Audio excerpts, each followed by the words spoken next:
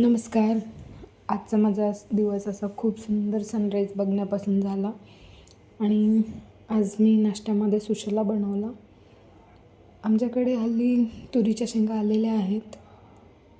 त्याचेच हे सोले आहेत जे की मी भाजून घेणार आहे, त्याची आमटी बनवणार आहे. सोले भाजून घेतले आणि हिरव्या मिरच्या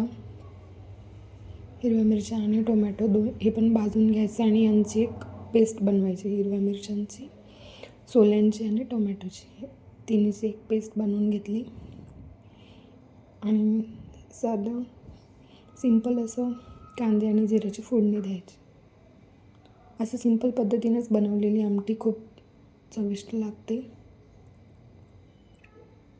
नक्कीच तुम्ही पण ट्राय करा आणि तुमच्याकडे तुरीच्या शेंगा आल्यात का नाही नक्कीच सांगा. आणि तुमच्याकडे आमटी कशी बनवतात हे मला नक्कीच सांगा. आशा करते तुम्हाला व्हिडिओ आवडला असेल. थँक्यू. Bye bye. भेटूया उद्याच्या नवीन व्लॉगमध्ये.